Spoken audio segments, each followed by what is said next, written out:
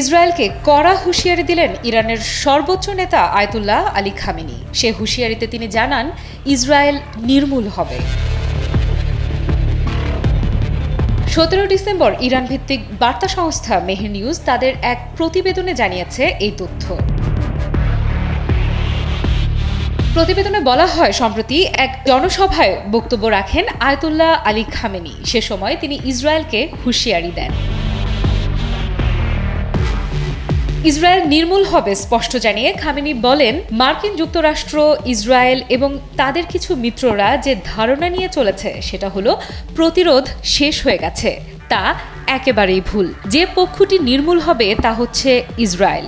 ইসরায়েলের বিরুদ্ধে ফিলিস্তিনের জনগণের প্রতিরোধ অব্যাহত থাকবে এবং একদিন তারা বিজয়ী হবে। এ সময় ইরানের সর্বোচ্চ নেতা হিজবুল্লাহ এবং হামাস নেতাদের কথা উল্লেখ করে বলেন, নিহত হিজবুল্লাহ এবং হামাস নেতা হাসান নাসরুল্লাহ এবং ইয়াহিয়া সিনওয়ারের আত্মা তাদের শহীদ হওয়া সত্ত্বেও বেঁচে আছে। তাদের দেহ হয়তো চলে গেছে, তবে তাদের আত্মা এবং চিন্তা এখনও জীবিত রয়েছে।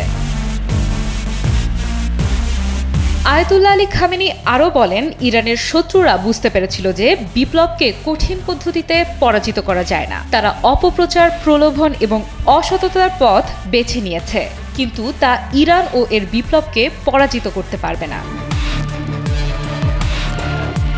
আফ্রিদা ইফরাত, নিউজ 24।